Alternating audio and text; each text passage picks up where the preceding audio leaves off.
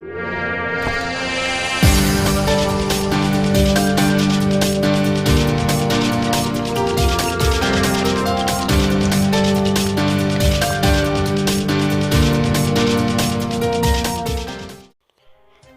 के राष्ट्रीय अध्यक्ष असदुद्दीन ओवैसी ने अखिलेश और योगी को राम और श्याम की तुलना की। 19 फरवरी फतेहपुर जिले के बिंदकी विधानसभा 239 ईदगाह मैदान पर विशाल जनसभा को संबोधित करते हुए भागीदारी परिवर्तन पार्टी से एमआईएम के राष्ट्रीय अध्यक्ष ओवैसी व जन अधिकार पार्टी के राष्ट्रीय अध्यक्ष बाबूलाल कुशवाहा, साथ में राष्ट्रीय अध्यक्ष रामकरण कश्यप अपनी भागीदारी दिखाते हुए दूसरी पार्टियों पर निशाना साधा। सभी मुस्लिम बिरादरी से जन अधिकार पार्टी के प्रत्याशी लक्ष्मी सागर पटेल 239 विधानसभा राष्ट्रीय अध्यक्ष ओवैसी ने समाजवादी पार्टी के अखिलेश यादव को खुले शब्दों में कहा कि तुमने कहा है कि दाढ़ी व टोपी वाले मेरा साथ मत आइए। मैं भी कहता हूँ। बिंदकी विधानसभा से लड़ रहे थे दयालु गुप्ता पर निशाना साधते हुए कहा कि तुम्हें मोदी की दाढ़ी पसंद है, ओवैसी की दाढ़ी पसंद नहीं। ना कभी विधायक बने हो, ना कभी विधायक बनने देंगे। देखें पूरी रिपोर्ट हमारे संवाददाता राजू गोस्वामी के साथ।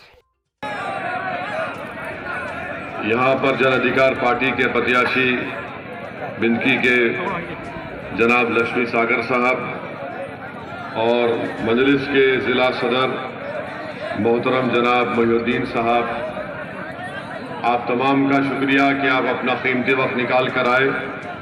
मेरे पास वक्त बहुत कम है, मैं मुख्तसर से वक्त में आपसे ही गुजारिश करने आया हूँ कि 23 तारीख के दिन आप तमाम लोग मुत्तहिद होकर अपना एक वोट गैस के सिलेंडर के निशान पर बटन दबाकर हिस्सेदारी और भागीदारी की लड़ाई में आप अपने आप को कामयाब करने के लिए यहाँ से जन अधिकार पार्टी के कैंडिडेट लक्ष्मी सागर साहब को कामयाब करिए। मुझे जानकर बड़ा अफसोस भी हुआ और तकलीफ भी हुई, मगर ताज्जुब नहीं हुआ कि जो सपा के प्रत्याशी हैं उन्होंने मीडिया में उनका बयान छपा जिसमें उन्होंने ये कहा कि मुझे दाढ़ी और टोपी वालों का साथ नहीं चाहिए, वो मेरे साथ मत आइए, ऐसा कहा उन्होंने। तो अब मैं एक मिनट सुनिए, देखिए अगर आप नारे लगाएंगे हम चले जाएंगे। आप हमारी बात सुनिए आए, सुनिए। ये बिंदकी के सपा के प्रत्याशी का नाम क्या है? गुप्ता जी, मुझे मालूम है तुमको सिर्फ मोदी की दाढ़ी पसंद, ओवैसी की दाढ़ी नहीं पसंद। तो ये गुप्ता है, इनको ओवैसी की दाढ़ी पसंद नहीं है, इनको मोदी की दाढ़ी पसंद है। अब आपका काम ये है कि जो इस तरह से अनाप शनाप बकता है, जो अभी ना विधायक बना ना कभी बनेगा इंशाअल्लाह ताला, लखीर का फकीर लखीर ही रहेगा, फकीर ही रहेगा इंशाअल्लाह।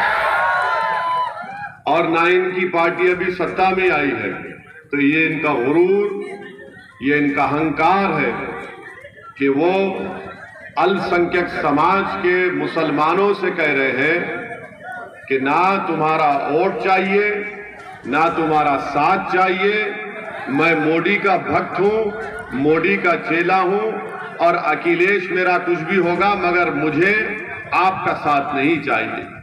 ये समाजवादी पार्टी का असली चेहरा है।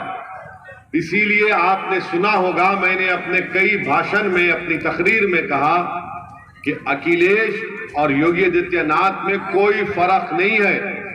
ये दोनों राम और श्याम की जोड़ी है जो आपकी आंखों में धूल झोंक कर आपको वोट हासिल करना चाहती है।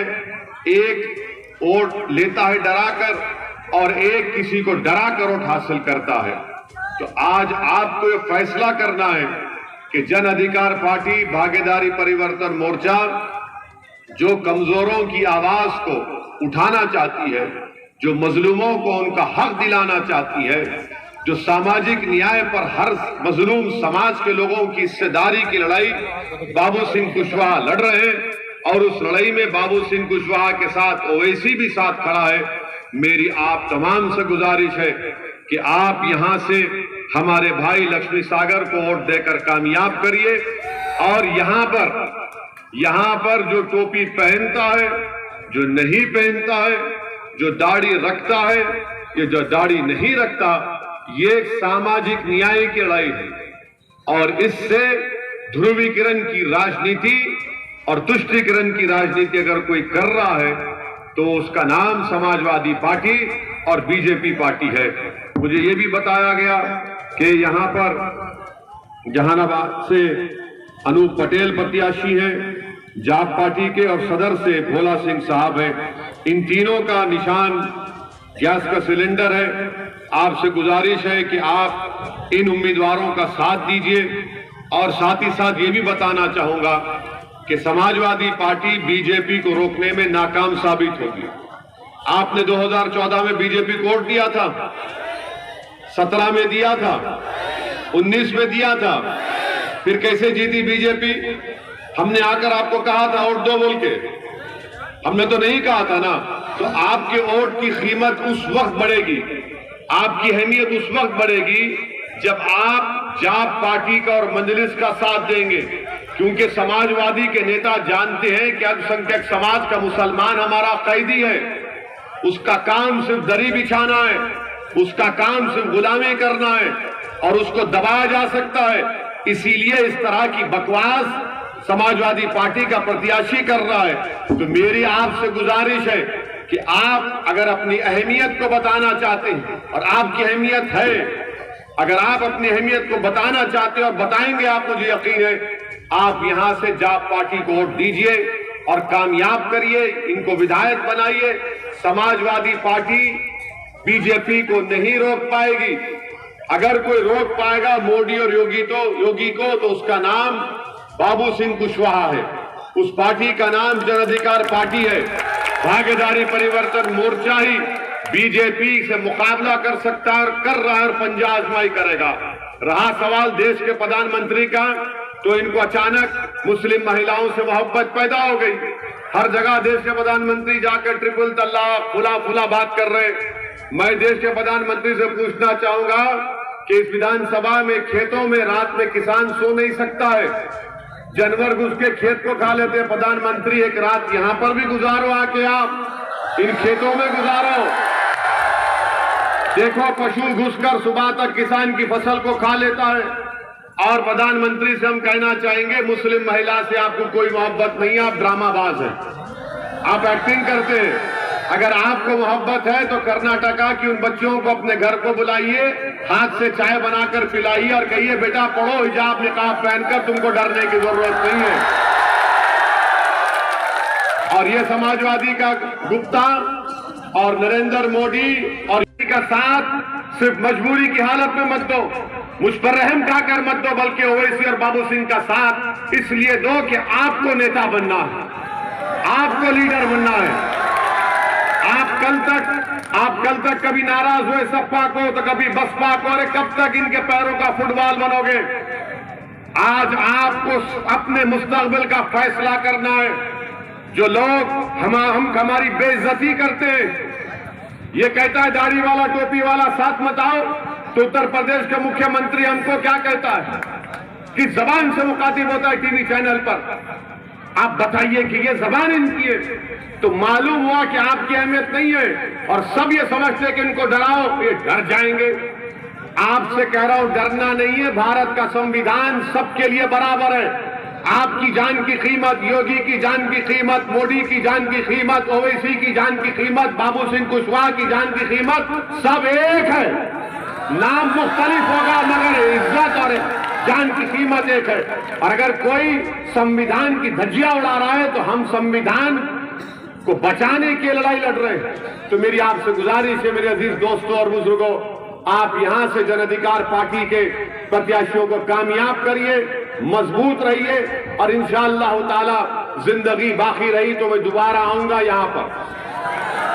इसी मैदान में इंशाअल्लाह एक बहुत बड़ा जलसा होगा। और मेरी जबान से भड़काऊ भाषण होगा। हमको बदनाम, भड़काऊ भाषण यानी ये पूरे के पूरे खवाल है क्या? राग निकालती है अपनी जबान से, हैं? तो बहरहाल इंशाअल्लाह आएंगे, फिक्र मत करिए। गोली चलाने वाले थक जाएंगे, फिर भी आएंगे यहाँ पर। गोलियां हमको नहीं रोक सकेंगी, ना इनके नाम शनाब बयान रोक पाएंगे। जब तक हम जिंदा हैं, जब तक अल्लाह हमको जिंदा रखेगा, हम कमजोरों की, मजलूमों की बात करते रहेंगे। और अगर कोई चोर किस्म का बुज़दिल ये समझ रहा है कि हम पर गोलियां चला के ओवैसी डर जाएगा, ओवैसी और डर एक जगह जमा नहीं हो सकते। याद रख लो, जिस तरह समंदर के दो किनारे एक नहीं हो सकते, उसी तरह ओवैसी और डर एक जगह जमा नहीं हो सकते। ओवैसी का नाम हक की बात करना, ओवैसी का नाम बहादुरी और मंजलिस बहादुरों की जमात है। आपका काम यह है कि 23 तारीख के दिन निकलकर, सुबह निकलकर अपने बुजुर्गों को साथ लेकर, अपनी माँ और बहनों को साथ लेकर पोलिंग बूथ को जाएंगे और पूरा हर आदमी अपना वोट का इस्तेमाल करेगा। और जब मशीन के पास जाकर बटन दबाएंगे गैस के सिलेंडर पर, तो आप यकीन मानिए उस सिलेंडर से जब गैस निकलेगी तो उसमें सप्पा भी बैठ जाएगी, बाबा भी बैठ जाएंगे। शुक्रिया। हमारे यहाँ तरह तरह के बहानेबाजी करके सरकार के खजाने को खाली किया जा रहा है। तरह तरह से जनता के रोजगार को छीना जा रहा है। तरह तरह से किसान मजदूरों को कमज़ोर किया जा रहा है। सारे हर बहाने से पैसे खींचकर माफियाओं की जेब में जा रहे हैं। मुझे ऐसा लगता है मेरे देश में कोई नेता नज़र नहीं आ रहा है, सिर्फ माफिया के रूप में काम कर रहे हैं। कोई रेती लूट रहा है, कोई बालू लूट रहा है, कोई मछली लूट रहा है, कोई पानी लूट रहा है, कोई बिजली लूट रहा है, कोई शिक्षा लूट रहा है, कोई स्वास्थ्य लूट रहा है। तरह तरह की लूट मची पड़ी है। सारा पैसा माफियाओं की जेब में जा रहा है। जनता निचुड़ती जा रही है। मुझे एक बात का डर है कि लोकतंत्र खतरे पर है, संविधान खतरे पर है। आने वाले दिन जिस तरह सरकार का खजाना खाली हो रहा है, जनता गरीबी की ओर तेजी से ढकेली जा रही है, बहाने करके लूटा जा रहा है। सर सुन लीजिए मेरी बात, सुन लीजिए बात तो सुन लीजिए। इससे आने वाला टाइम में सरकार के पास इतना पैसा नहीं होगा जिस तरह खजाना खाली हो रहा है। इस मुद्दे को समझिए कि पुलिस इतनी हो सरकार के पास, उसके पैसा नहीं होगा, लेकिन माफिया के पास निजीकरण होते होते इतना गुंडा और इतना साजो सामान उसके पास साधन होगा कि आने वाला टाइम, आज पुलिस गुंडों को पकड़ती है, कल गुंडे पुलिस को बंद करेंगे। आम जनता बहुत खतरे पर है। इसको लड़ाई की जरूरत है। सभी चैनल्स वाले भाइयों इस बात को आगे बढ़ाइए। अगर आप विजयी होते हैं तो क्षेत्र के लिए सर्वप्रथम क्या करेंगे? जी, हम शिक्षा, स्वास्थ्य, बिजली, पानी पर काम करेंगे। लोगों पर झूठे मुकदमे नहीं होने देंगे। लगातार अधिकारियों को हम हफ्ता कमीशन खोरी नहीं करेंगे। अपनी लड़ाई किससे मानते हैं? देखिए, हम काम की बात करते हैं। जिनके पास काम नहीं है वो किसी स्थान पे नहीं है। सारी पार्टियां माफियाओं को बढ़ावा दे रही हैं। सारी पार्टियां लोकतंत्र को ख़त्म करने पर काम कर रही हैं। किसी के पास हिम्मत नहीं। कोई सीबीआई के डर से बैठा है, कोई ईडी के डर से बैठा है। सत्ता पाने और पाने के बाद लगातार क्राइम जराइम का सहारा लिया गया। तरह तरह से कानून व्यवस्था बिगड़ती चली गई। हम ये देख रहे हैं। विधायकी जीतना, लोगों का केवल शासन प्रशासन पर कब्जा करना है। लगातार उस पर बहानेबाजी करके तरह तरह से जो है लोगों को लूटने की व्यवस्था करना है। यही चल रहा है। देखिए, बेस वोट सब है। हम सबके लिए काम करने वाले हैं। हम हिंदुस्तानी दिल रखते हैं। हम जातिवाद धर्मवाद को पहले से, भ्रष्टाचार की जो मूल है, इसको खत्म करना चाहते हैं। हम जातिवादी धर्मवादी नहीं है। जो धर्मवाद जातिवाद की बात करे, जनता से अपील करते हैं कि जो जातिवाद धर्मवाद की बात करे उसको पहले इग्नोर कर दीजिए। वो आदमी आपका नेता बनने लायक नहीं है। वो सिर्फ व्यापारी और गुंडा है। क्या नाम है आपका? अनूप सचान, जहानाबाद विधानसभा 238। और आज की जनसभा में देखिए, राष्ट्रीय मुद्दे तो हमारे राष्ट्रीय नेताओं ने आपके सामने बताया ही। स्थानीय मुद्दे भी उन्होंने कुछ चर्चा की, तब भी हम आपको बता दें कि स्थानीय मुद्दे बहुत सारे हैं। हमारी बिनकी जो कस्बा है, हमारा बिनकी अपनी एक समय में आज से 30-40 साल पहले एक औद्योगिक नगर हुआ करता था। वो अपना नाम खो चुका है। तो एक तो मुद्दा ये है हमारा कि हम अपने बिनकी का पुराना खोया हुआ मुद्दा वापस कराएंगे। एक रिंग रोड की भी बात हम लोग करते रहते हैं कि एक रिंग रोड भी होना चाहिए, जिससे कि ये है। और गांव में ढेर सारी गंदगियां हैं, ये भी हमारे एक विकास के मुद्दे हैं। बाकी राष्ट्रीय मुद्दे तो बताते ही हैं लोग। और रही बात किससे मानते हैं विधानसभा में? हमारी किसी से कोई लड़ाई, हम सबसे आगे हैं, हमारे पीछे सब हैं और हमारे पीछे कोई नहीं है। वो खुद आपस में लड़ रहे हैं दूसरे नंबर के लिए। व्यापार का एक प्रमुख बिंदु हाँ, उसी तो कहते हैं। बता तो रहे हैं कि 40 साल पहले बिनकी में बांदा से, करबी से लोग आते थे, किसान बैलगाड़ियों से यहाँ पर अपना अनाज बेचते थे और यहाँ पर दाल मिलें थी, चावल मिलें थी। आज वो सब ख़त्म हो गई हैं। तो हमारी पूरी कोशिश रहेगी कि उसको दोबारा खोया हुआ अपना वो वापस करें। और रही बात मुसलमानों की, तो उन लोगों ने मन बना लिया। हम जाते हैं गांव-गांव, उन्होंने कह दिया है कि अब हमको अपनी पार्टी, अपना नेता बनाना है, हमको ना किसी को जिताना है ना हराना है। ये आज आपका जोश जो जनता का है, ये जो भीड़ है, आप लोग खुद देख रहे होंगे कि लोगों ने मन बना लिया है कि हमको किसी को नहीं, ना समाजवादी पार्टी को, ना बसपा को, किसी को कुछ नहीं करना है। हमको अपना पार्टी बनाने, अपने नेता चुनना। मुस्लिम सभा को छोड़ करके आप हाँ, पूरा आ चुका है जी। दर्द है उसको उन्होंने बयां किया। आज जनता निर्णय ले चुकी है। 23 तारीख को निश्चित है कि हम हमारे पक्ष में मतदान करेगी और हम भारी बहुमत से विजयी होंगे।